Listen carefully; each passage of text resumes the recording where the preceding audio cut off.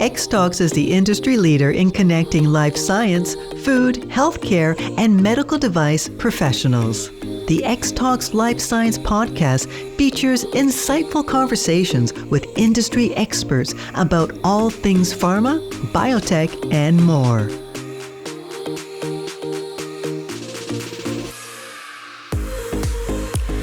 Hello and welcome to the Xtalks Life Science Podcast. I'm Ayesha Rashid, Senior Life Science Journalist at Xtalks.com, and this week I'm delighted to introduce a special guest on the show. We have with us today Dr. John Finn, who is the Chief Scientific Officer at Tome Biosciences, a company developing programmable gene insertion or PGI technologies. Dr. Finn has over 20 years of experience in the gene therapy space with a focus on genome editing and delivery technologies. He was most recently Vice President of Discovery Research at Codiak Biosciences, where he led the development of a new class of therapeutics based on engineered exosomes. Prior to Codiak, Dr. Finn was Executive Director of Platform Biology and Liver Discovery at Intellia Therapeutics, where he was responsible for the development of viral and non-viral delivery systems and demonstrated the first in vivo systemic administration of CRISPR-based therapeutics. He has served as an American Society of Gene and Cell Therapy, ASGCT committee member for multiple committees.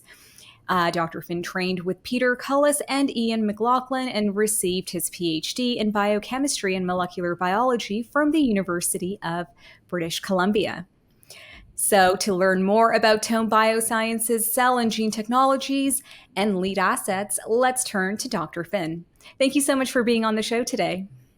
Thank you.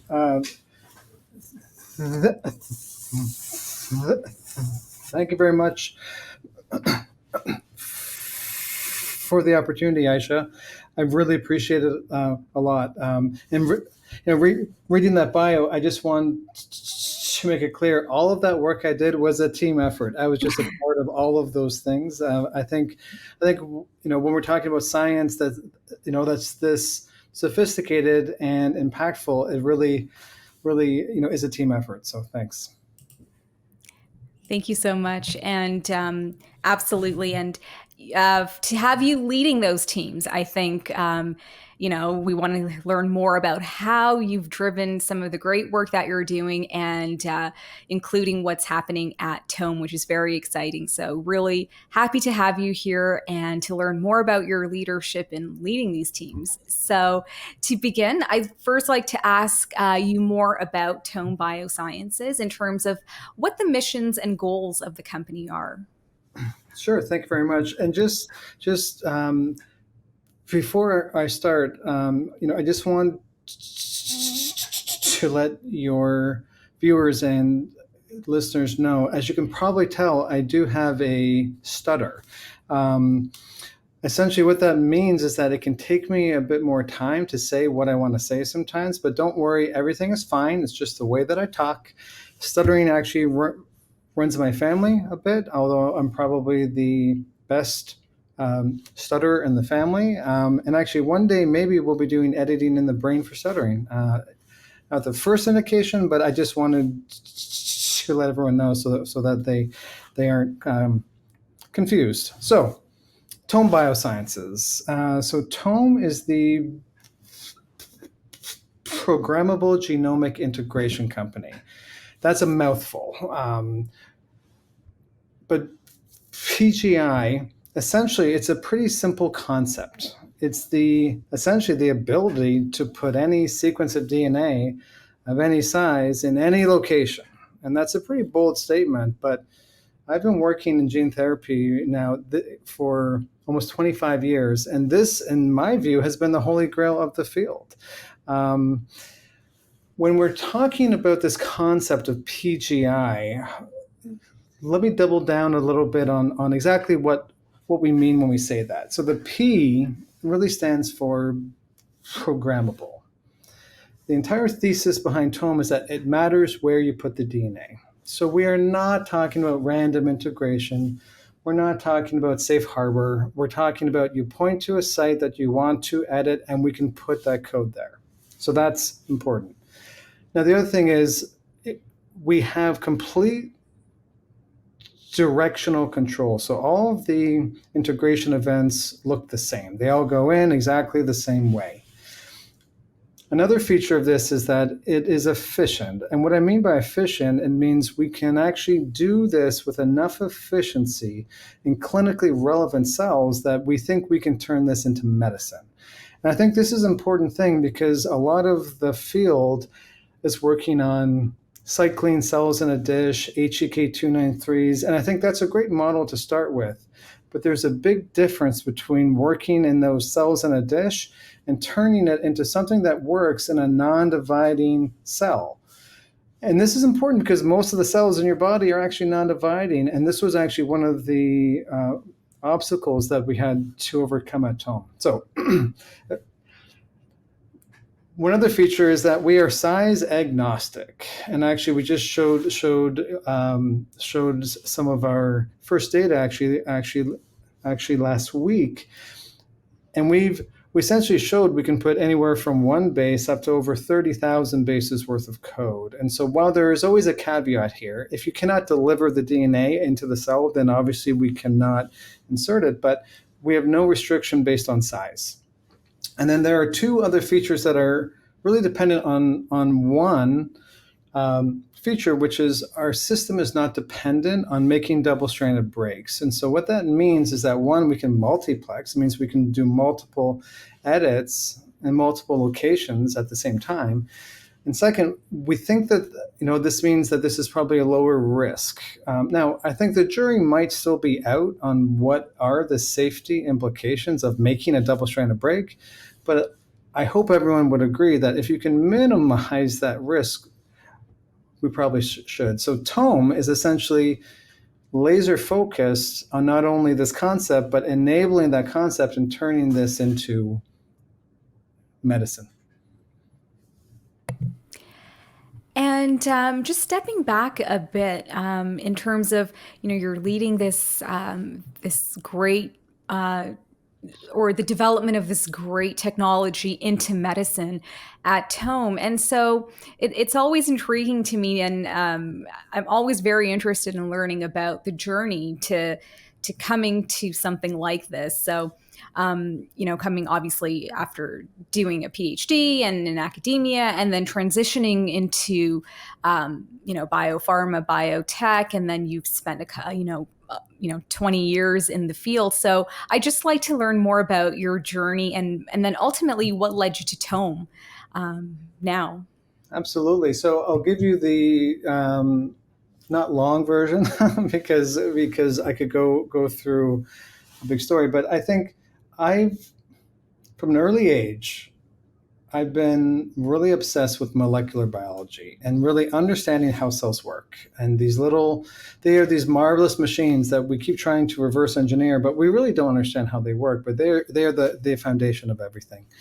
I've also been really interested in healing and in medicine. And so I started my PhD in 1999, and at that point we hadn't even sequenced the human genome yet, but I was convinced that gene therapy was going to lead to cures for people.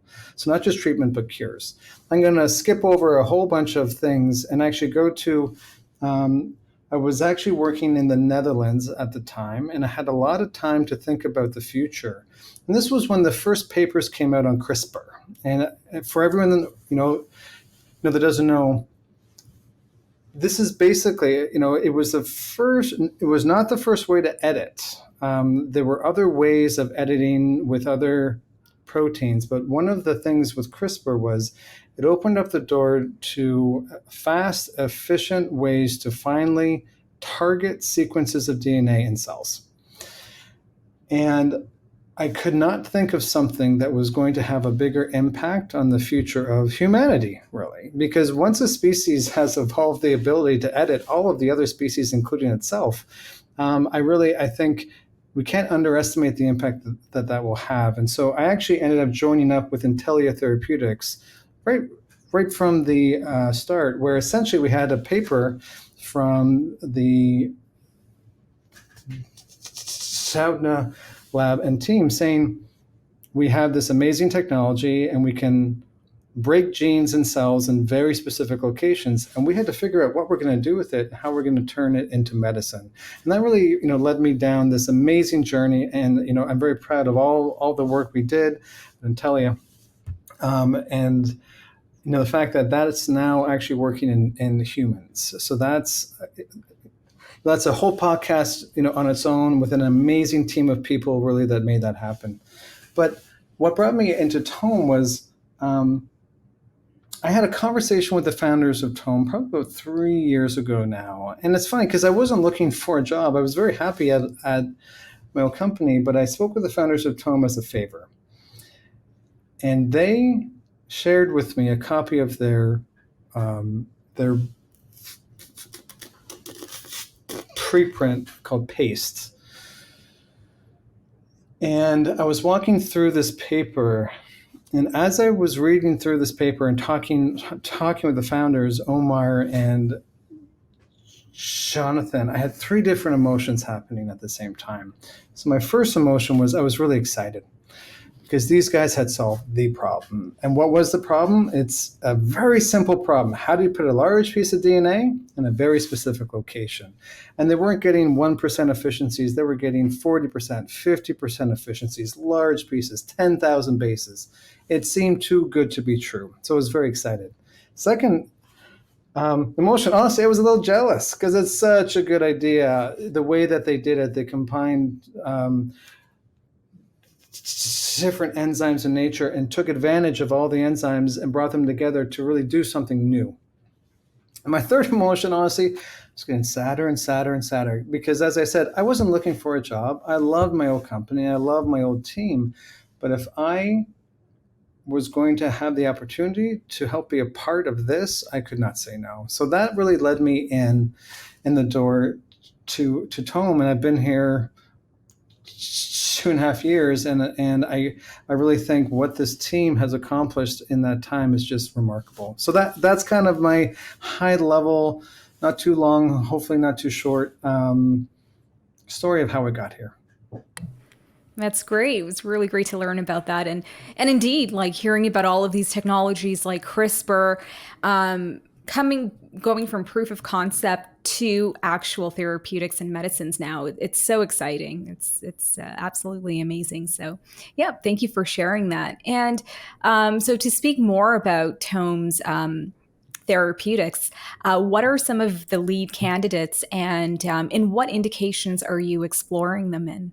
Sure. Yeah, maybe let me back up a little bit and talk a little bit how our technology actually works, because I have talked a bit about the concept of PGI, but I haven't actually talked about, well, how does it actually work? And so at Tome, actually, we have 2 different tools in our toolbox right now that really allow us to do anywhere from a small, like 1 base edit, 10 bases, 100 bases edit, all the way up to that large thousands of bases of code. Essentially, both technologies use a Cas9 nickase as the targeting module. This is how we can target where we want to go. We then have LPGI, which is ligase PGI, and this is a way where we can actually synthesize a piece of DNA, in a small piece of DNA. We think this is probably good for the low hundreds of bases. And we use the Cas9 with a ligase to just ligate that piece of DNA, into the site that we want. This is our newer technology. It's earlier days, but I really think it has a lot of promise. The other technology, which is really what we've spent most of the time on, is what we call IPGI, or integrase mediated PGI. This is what I'm talking about when we can put large pieces of code in. We still use the programmability of Cas9, but now we couple that with a writing enzyme. This can either be the same ligase system, I just mentioned, or we can use RTs to actually write in a short sequence that's about 40 bases or so. That sequence is the target site for a very specific integrase protein. And so now we bring in the integrase. And the integrase is really the star of the show. where the integrase has a number of amazing properties. But most importantly, it's already naturally very specific, and it doesn't care how big the DNA is. And so if you can get that integrase with a template DNA into that cell, it will put that big piece of DNA at that site that you just placed. Actually, we call that site the beacon because it's basically saying, hey, this is where we want that big piece of DNA to go. And so it's a pretty simple concept, but the implications are absolutely profound because now we can put large pieces in very specific locations. So what are we doing with it? How are we using it? Because the tool is only as good as the applications. And so we actually have two different pillars within Tome because we want to make sure that we are really capitalizing on the full potential of this tool. I'm going to start with cell therapy. With cell therapy, this is, I believe, and I'm 100% biased, but I believe that this is the most advanced cell engineering platform ever. We can multiplex, we can put multiple pieces of code in different locations, and we have no restriction on size. So what do you do with it? Where we are pointing this first is we've actually spent a lot of time optimizing this for iPSCs, stem cells, basically, because if there's one cell that we wish we could edit, it's the cell that makes all of the other cells. And so we spend a lot of time optimizing this for the iPSCs and our lead program right now, because of course, there's a lot of things we could do. And so one of the things that's been very important at Tome is focus, focus, focus. Is we are developing an iPSC-derived iNK cell, natural killer cell, that is tailor-made for the autoimmune population. And essentially, I'm not going to get into all the details and all the edits, but in one process, we are essentially knocking out 3 genes. We're putting in over 12,000 bases worth of code. And this cell, we think, will be the cell of choice for the autoimmune population, where essentially we will be able to reset a person's humoral or antibody immune system. And I think this is going to change the way that we treat these people, because once you reset the immune system, it's kind of, well, we're not sure yet if they will relapse in the future. And there's a lot of other great work happening in this space. One of the ways that we're different, though, is we tailor-made the cell. Every single edit, every property that we made is to make a cell that will be the most potent and also the safest cell, because we're not repurposing drugs that were developed for oncology, for cancer. I don't think a lot of those drugs have the right safety profile. And so this is custom made for those autoimmune populations. That's cell therapy. I know that was a mouthful. I'm now going to switch gears and talk about our integrative gene therapy. Same platform, same technology, PGI, iPGI, completely different application. Here it's even simpler. If a patient has a broken gene, well, now we can put a functional, healthy copy of that gene in the right location so that it stays under its own endogenous regulation. It won't be expressed too high, won't be expressed too low. We're not randomly integrating it somewhere.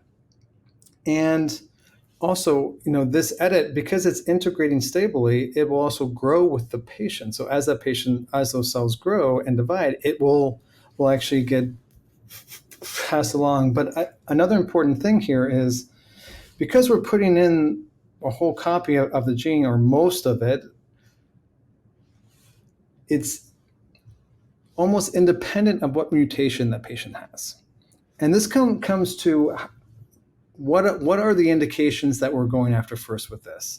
Because if all the patients have the same mutation, like sickle cell or alpha-1, others, there are other technologies that are well suited for that. Because if you fix that single base change, that one base, it's a cure for almost everyone. That's not what we're doing here. Unfortunately, most indications, I think 97% of them, there isn't one mutation. There's often tens, hundreds, sometimes there are thousands of separate mutations. And so by putting in a healthy copy of the gene, we can address most, if not all, of those patients with one drug. That's very powerful because it's very true. Sometimes when we think about a disease, we just focus in on just one disease driving or causing mutation when there are multiple others. So that's very powerful. And so, as I understand, what differentiates PGI from your traditional CRISPR technologies? This is a variation of it, essentially, as I understand. Exactly. Okay. This is so. When we say CRISPR, essentially that means we're using Cas9 to actually target the first generation drugs that are actually being approved right now, or will be soon. They use Cas9 in its natural state, which is basically it is a cleavase. You target somewhere and it cuts DNA, and for certain applications, that's exactly what you want.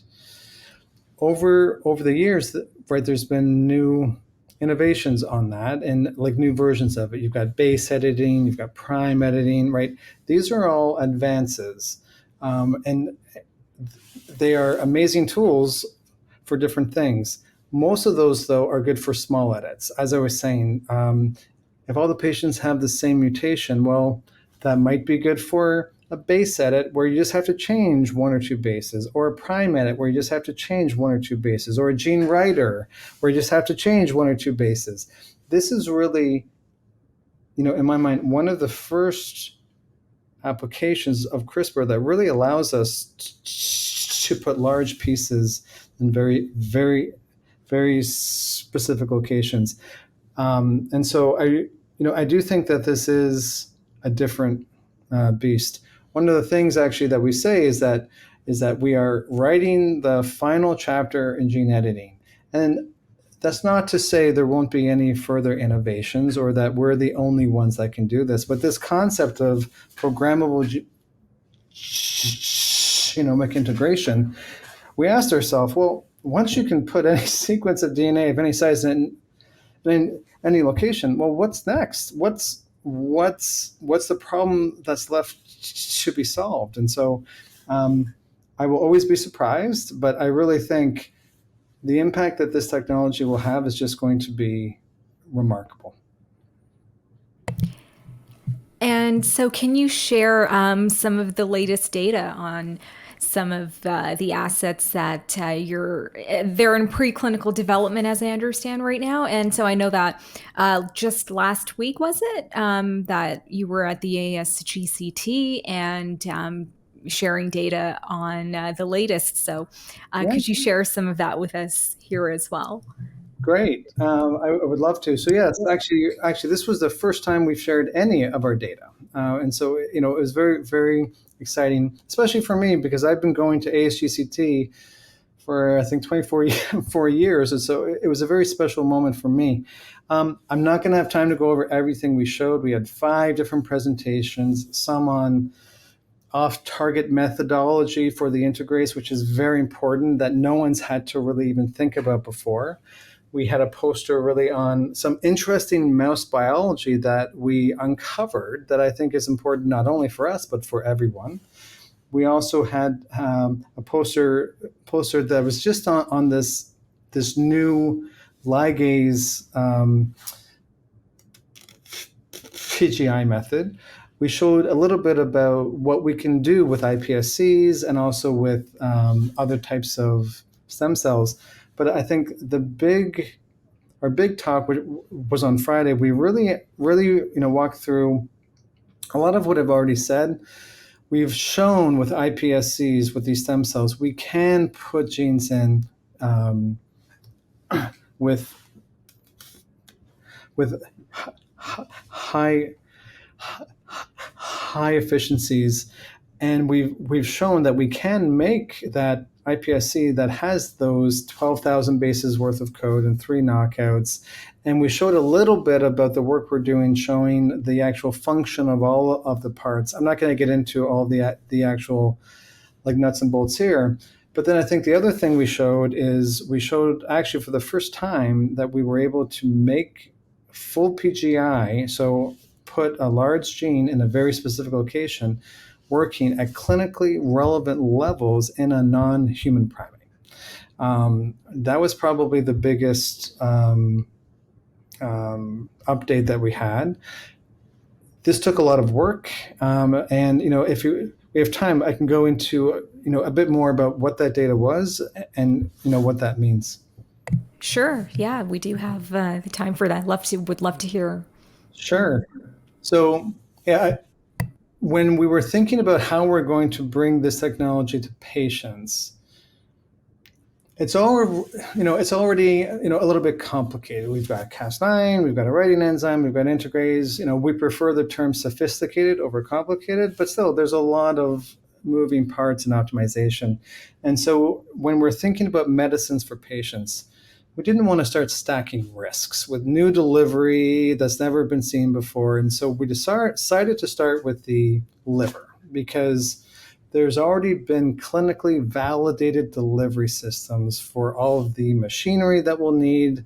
And for that, actually, we're working with lipid nanoparticles, and then the actual template delivery, that healthy copy of the gene, we'll be using AAV vectors because we have to get that healthy copy into the nucleus. Both of these two things, we have a lot of experience of them, with these two modalities in humans, and they've been safe. So essentially, I'm going to skip over a lot of the optimizations, showing this works in human cells in a dish. But essentially what we've shown is that at 2 different sites, we were able to actually put a gene into a monkey genome. I think probably the most impressive data was we put a gene into intron 1 of the monkey PAH gene.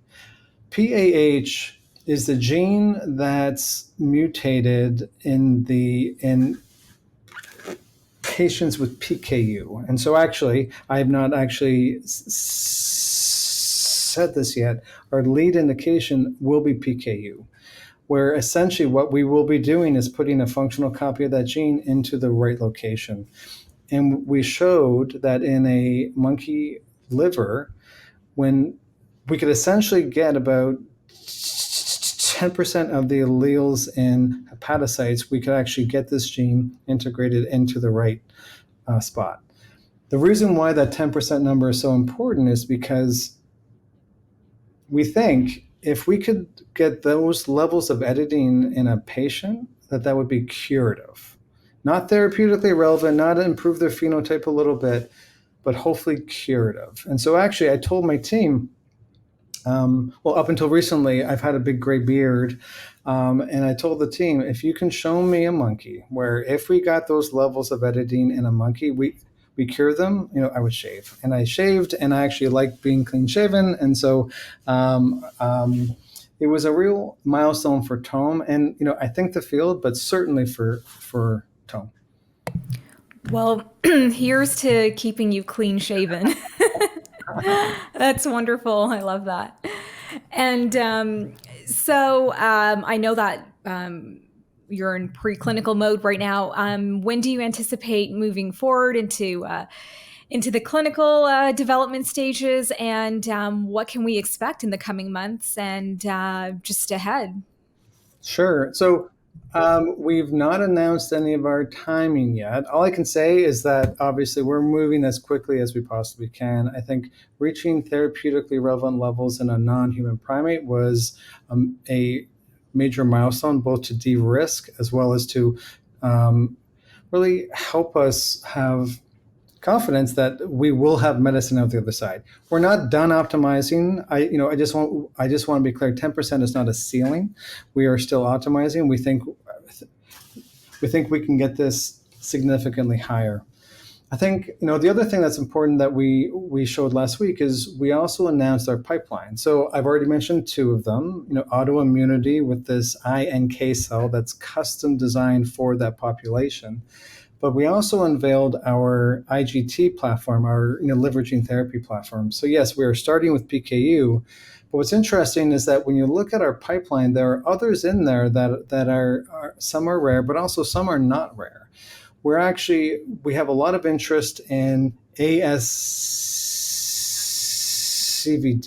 cardiovascular disease, where we think that with our technology, we can make medicine that other people can't do with current modalities. It's not something you can break. It's not something you can knock down with a small molecule or an antibody. It's really something where we would have to augment a gene, in particular ApoA1.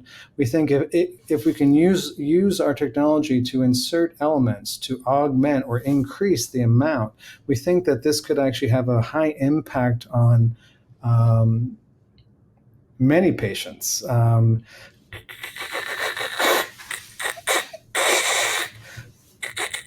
Cardiovascular disease is, I think, the number one killer, actually, and so we want to make sure that we're not just going after rare diseases, but we're also making medicines, that can have a real impact on human health.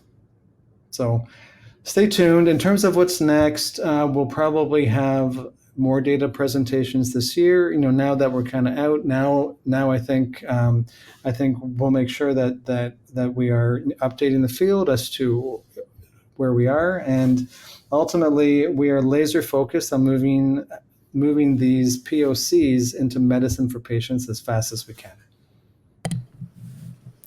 That is wonderful to hear, and we here at Xtalks will make sure that we keep our eyes peeled and keep our focus on Tome and to see what will be coming up next. So thank you so much, Dr. Finn, for your time, and it was so wonderful to learn about this exciting new technology, the PGI technology, and just transforming that and translating that into medicines for patients that can definitely be revolutionary. So thank you so much for your time and for the work that you're doing.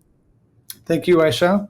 It was a pleasure, and anytime. I love to talk about this stuff. So anytime you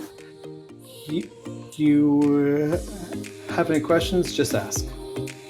Thank you so much, and indeed. So we actually love to hear about this stuff here. So that's why we do this. So thank you once again.